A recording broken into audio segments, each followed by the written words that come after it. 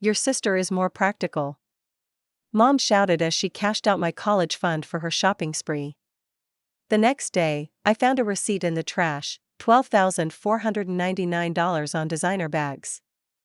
I, Isabel, a 26-year-old female, never thought I'd be writing something like this, but here we are. My mom Janet, 52, cashed out my entire college fund to fund her shopping spree for designer bags, and when I confronted her, she said my sister, Clara, 24, was more practical and deserved the money. When I got the call from the bank, my stomach sank. I had been so focused on preparing for my final exams and the summer internship I had lined up, that I almost ignored the bank's call.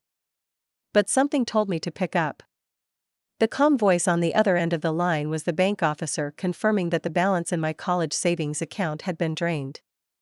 "We regret to inform you, Ms. Hayes, but the college fund has been emptied." I felt my heartbeat quicken as the words hit me. The initial disbelief crept in, followed by confusion. The money, all of it, had been withdrawn, without any prior notice. I didn't know how to react. I tried to process the information. Surely, there had been a mistake. My mind raced. My mom was the only one who had access to that account, and I had been under the impression she'd been managing the fund. But I'd never thought she'd dip into it for something else, especially without telling me. My mother, Janet, always had a knack for staying in the background of our lives, making sure things were done without much attention. But I never thought she'd go this far. My dad, Daniel, was always absent, working long hours at his law firm, so it was usually just my mom managing the household. She always made it clear that she was the one running the show. I called her immediately. "Mom, what happened to the money?" "The college fund, it's gone." "The bank just called me," I said, my voice trembling. She paused on the other end of the phone, and then, with a slight sigh, she spoke. "Oh, that? Isabel, sweetheart, your father and I decided it was time to reallocate some of the funds. Honestly, I thought it was better spent elsewhere." I could feel my pulse rising as I processed her words. The fund wasn't just gone. It had been reallocated. I asked her to explain, but her vague responses made it clear that she wasn't going to give me any real details. "Mom, I've been working so hard for this. I've planned this my entire life. You promised me this money was for college. I've counted on it." I could feel the frustration building inside me, each word stronger than the last. Her response was more dismissive than I had expected. "Sweetheart, your sister Clara, she's been much more sensible with her future. She's practical. You're always chasing some far-off dream of becoming an artist. I didn't want to see you waste your life on something that won't even give you a return." I felt the anger swelling inside me, but I tried to keep my voice steady. "Wait, you gave it to Clara? Is that it?" She sighed again. "I didn't give it to Clara, but yes, she's been more responsible. She's getting a good job in marketing, and her future is stable. I just don't think your plans are realistic. Not like hers." I couldn't believe what I was hearing. I had worked my entire life to get into a prestigious art school in New York. I had put in the hours, the work, the effort, and all I had ever wanted was my mom's approval. But instead, she dismissed me completely in favor of Clara, who had never faced a serious challenge in her life. She'd always been the golden child, the one who followed the rules and never questioned anything. "Where's the money, then, Mom? What did you spend it on?" I could barely get the words out. "Oh, I needed to update my wardrobe," she said nonchalantly. "You know, I've been feeling a little left behind lately. Your father and I decided it was time to get me some new clothes, especially if I'm going to be attending more social events. Image matters, Isabel." I couldn't speak for a few moments. My hands were shaking as I held the phone to my ear. I had never been more disappointed in my mother. It wasn't just that she had taken the money, it was how she had rationalized it. To her, a new wardrobe was more important than my future. Before I could say anything else, she hung up. The next morning, I was sitting at the kitchen table, still processing everything. I couldn't let it go. something felt off. I grabbed my coat and decided to go home and dig through the old papers I had left behind when I moved out a year ago. I was rummaging through some old receipts and random papers when I found it, a crumpled receipt sticking out from a trash bag. At first, I didn't realize what it was, but when I unfolded it, my heart stopped. It was a receipt from a high-end department store.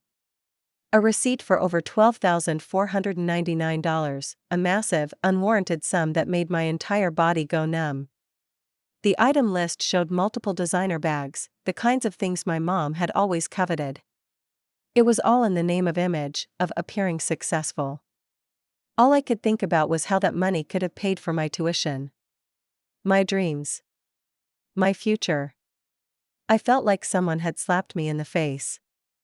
All this time, I had been under the illusion that my family cared about my goals, my aspirations. But this wasn't care. This was betrayal.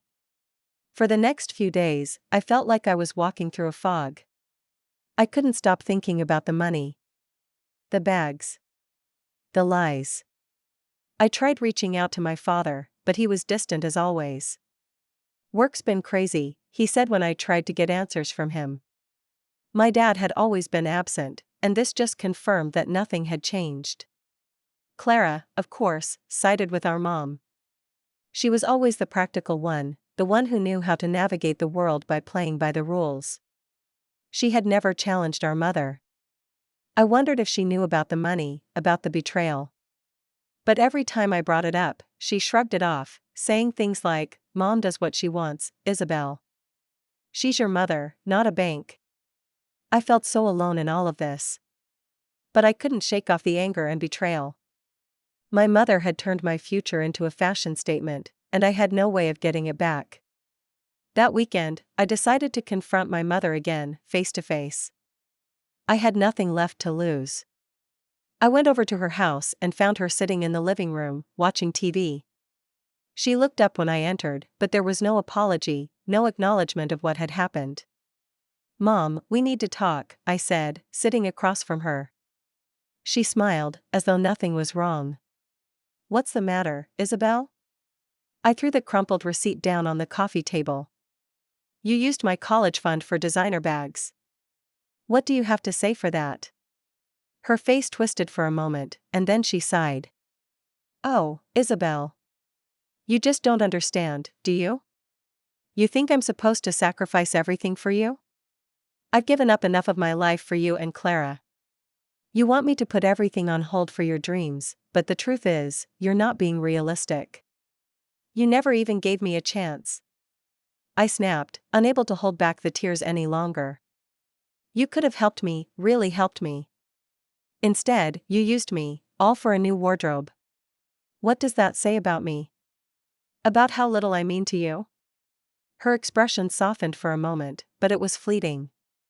"You're overreacting, Isabel. You're just upset because things didn't go the way you wanted them to. But you'll learn to move on." I wanted to scream.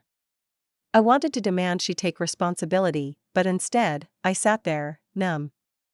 For the first time, I realized that the person I had always sought approval from, my mother, was never going to give it to me. Not in the way I needed. She was stuck in her world of appearances, where the image mattered more than the person behind it. I left that day without any resolution. My heart was heavy with anger and confusion.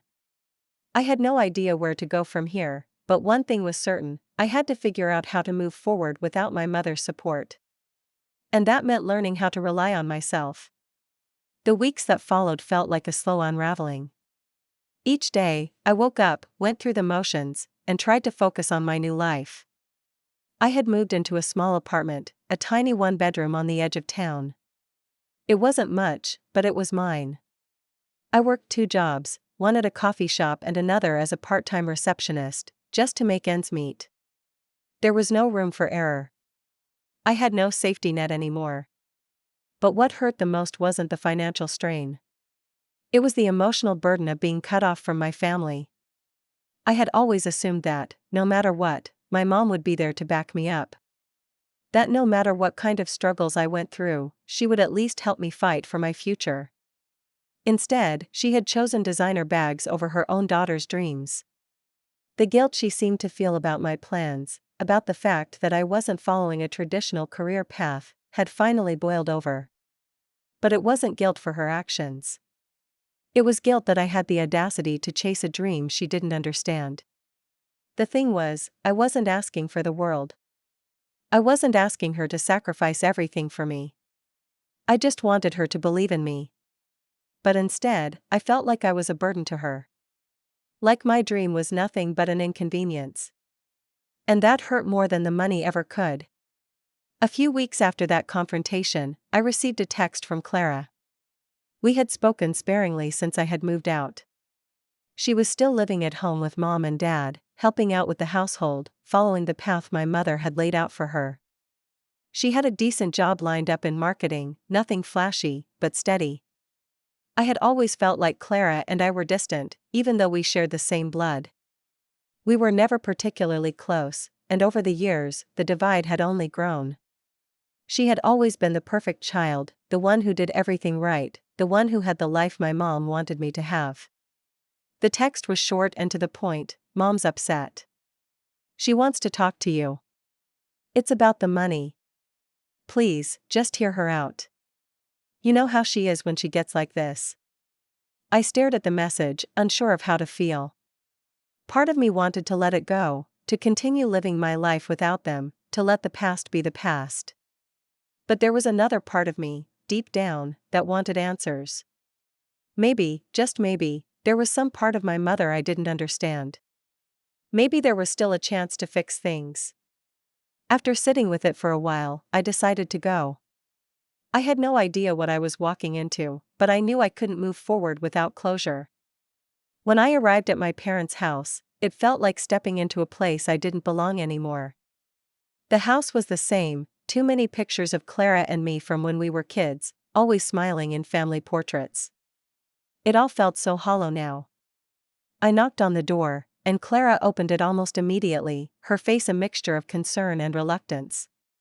She's in the living room, Clara said quietly, stepping aside to let me in. Please, just be patient with her. I nodded and walked past her, my heart racing. The living room was quiet, except for the sound of the TV in the background. My mom was sitting on the couch, her legs crossed, one hand holding a glass of wine. When she saw me, her expression didn't change, but there was a subtle shift in her eyes, almost like she was waiting for me to speak first. I stood there for a moment, unsure of what to say. I wasn't angry anymore. Well, not in the same way. I wasn't going to shout or scream. I just wanted to understand what had happened, what was going on in her mind. I came because I want to understand, I said, my voice steady but soft. I don't get it, Mom. Why did you do this? You knew how much it meant to me.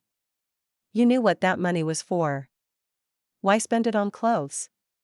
Why not just talk to me? Why couldn't you trust me? She didn't respond right away. Instead, she stared at the wine glass in her hand, swirling it absent-mindedly. There was a long pause before she spoke. Isabel, you don't get it, she said, her voice low, almost tired. You're chasing some pipe dream, and I can't just sit back and watch you throw everything away. I did what I thought was best.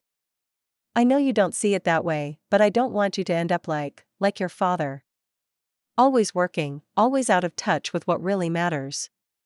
Mom, this isn't about Dad, I said, trying to keep my voice calm. This is about me, about my future.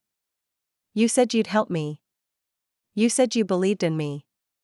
I did believe in you, she replied quickly, her eyes flashing for a moment. But you're not listening. I didn't want you to struggle the way I did. I didn't want you to have to fight for every little thing. You're going down a path that's risky, and I just couldn't sit back and watch you waste your time. I wanted you to have security. I wanted you to have a future. And I thought if I could get you to see the practical side of things, then maybe you'd come to your senses. Her words hit me like a punch in the stomach. All these years, I had thought she didn't care, that she didn't believe in me. But now, sitting here, I realized it was the opposite. She cared so much that she couldn't stand the idea of me failing. But she was too blinded by her own fears to see that she wasn't helping me. She was holding me back. "Mom," I whispered, my throat tight, "I needed you to trust me. I needed you to support me, not just to protect me from failure, but to let me make my own mistakes. I needed you to believe that I could handle it." She looked at me for a long time, and then, for the first time in a while, I saw a crack in her armor. Her eyes softened, and she sighed, setting her wine glass down. "I didn't know how to be that mother," she said quietly. "I thought I was helping you. But now, I see that I wasn't." It wasn't an apology. Not a real one, anyway. But it was something. It was the first time in my life that my mother acknowledged that maybe, just maybe, she had been wrong. The conversation left me with more questions than answers. But in that moment, something shifted. There was a possibility that, just maybe, we could start over, rebuild what had been broken, and try to find a way to move forward, even if it wasn't perfect. But I wasn't sure if I was ready to forgive her yet. And I wasn't sure if I ever would be. I had spent so many years feeling abandoned by her, feeling like I was constantly disappointing her. Was I supposed to just forget all of that because she had finally admitted that she had messed up? Maybe in time. But not yet. I left the house that day with a heavy heart. I wasn't sure where things stood, but at least I had gotten one step closer to understanding. And for now, that would have to be enough. As the days passed after that conversation with my mother, I felt an odd sense of relief. It wasn't that I had found forgiveness, I hadn't, but there was a sense of closure starting to form. I had always felt trapped by my mother's overbearing presence in my life, and even though she hadn't fully apologized, her acknowledgement of her mistakes gave me something to hold on to. But at the same time, I couldn't shake the feeling of betrayal. The money was gone, my trust was shattered, and I was left picking up the pieces of my shattered plans. I wasn't naive enough to think that a few words would erase years of manipulation and disregard for my feelings. No, I wasn't ready to forgive her, not yet. But I had learned something valuable. I didn't need her to build my life anymore. I could rely on myself. I had made the decision that I would get my education back, regardless of what it took. I would no longer wait for my mother's approval, or for her to come around and fix things. I was done being at the mercy of her whims. A month later, I received an unexpected phone call. It was from an old professor I had met during a summer program in New York, Professor Graham. He had been impressed by my portfolio back then and had mentioned that, if I ever needed a recommendation or a place to showcase my work, I should reach out. "Isabel, I don't know if you remember me," he said, his voice warm over the phone. "But I came across some of your work recently, and I think you'd be perfect for a gallery exhibit here in the city. It's a big opportunity, and I think you should seriously consider it." My heart leapt in my chest. New York. The city I had dreamed of, the place I wanted to be. Suddenly, all the pieces started falling into place. The rejection from my family had pushed me to work harder, to prove that I could make it on my own, and now, it seemed like the universe was finally giving me a chance. I spent the next few weeks working harder than ever. I took on extra shifts at the coffee shop, cutting back on everything else to save as much money as possible. I knew I wasn't getting any financial help from my parents, but I didn't need it. This was my moment to seize, and I wasn't going to let anything hold me back. The day I left for New York felt surreal. I was standing at the airport, my heart pounding, suitcase in hand, ready to finally start the life I had dreamed of. I had scraped together enough money to cover the basics for a few months, but I was determined to make this work. I had no choice. And then, as I was boarding my flight, I received a message from Clara. It was the first time we had communicated since that conversation at our parents' house, and I wasn't sure what to expect. "Mom wants to talk to you. She says she's sorry. She wants to help you. Please just think about it." I stared at the message, conflicted. Part of me wanted to tell her to leave me alone, to finally put the past behind me and not let her back into my life. But another part of me, a small part, still wanted to believe that my mother could change. For a moment, I hesitated. But then I remembered the months of working hard, of standing on my own 2 feet, of making something out of nothing. This was my victory. And no one, not even my mother, was going to take that from me. I deleted the message and boarded the plane without responding. The gallery exhibit was a turning point. It wasn't just about the art, it was about me, proving to myself that I didn't need anyone to hold me up. The night of the opening, I stood among strangers, my artwork displayed on the walls, each piece a testament to my resilience. People were impressed, and there was a hum of excitement in the air. I felt proud, not just of my work, but of how far I had come. The success of the exhibit led to more opportunities, other galleries, offers for commissioned work, and even a potential internship with a renowned design firm. It was everything I had ever hoped for, but more importantly, it was mine. My achievement. No one else could take credit for it. Months passed, and my life slowly but surely began to stabilize. I kept in touch with some of my old friends from Boise, but I had distanced myself from my family. My relationship with Clara remained strained. Despite the occasional attempts to reach out, she still couldn't understand why I had cut them out of my life.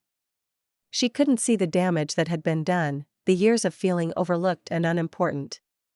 She was loyal to Mom, and I had long given up on trying to explain myself. Then, one evening, a package arrived at my apartment. It was addressed to me from my mother. I hadn't heard from her in months, and the curiosity bubbled up inside me. I opened it carefully, unsure of what to expect. Inside, I found a small, elegant box. I hesitated, then opened it, revealing a beautiful necklace, something I had admired when I was younger. It was a simple design, a silver chain with a small pendant. I could tell it was expensive, and I wondered if this was her attempt at an apology, or maybe just another attempt to buy my forgiveness. Along with the necklace was a note in her handwriting. Isabel, I know I've made mistakes. I can't undo the things I've done, but I'm proud of you. I always have been. I hope this gift is a small way of showing you that I want to make things right. I love you. I stared at the note for a long time. There was a part of me that wanted to call her, to tell her I accepted her apology and maybe even start rebuilding our relationship. But I realized something in that moment: I didn't need to. I didn't need her validation, her approval, or her approval for me to succeed. I had already succeeded on my own. I wore the necklace to an important event one evening, a dinner hosted by a well-known art collector who had shown interest in my work. It felt like a symbolic gesture, a way of saying goodbye to the person I had been and embracing the person I had become. That night, after the dinner, I received a message from Clara. She apologized for everything, for not understanding, for not supporting me when I needed it most. She said she was proud of me, even if our paths were different. I could feel the weight of the past beginning to lift as I read her message. I didn't reply right away. Instead, I took a moment to process everything. The anger, the betrayal, the loss, it was all still there, but I had learned something important. Revenge wasn't always about retaliation, sometimes, it was about showing people that you could thrive without them. That you didn't need them to succeed. In a way, I had taken my revenge. I had built a life for myself, a life I could be proud of, and one that wasn't defined by my mother's expectations or my sister's practicality.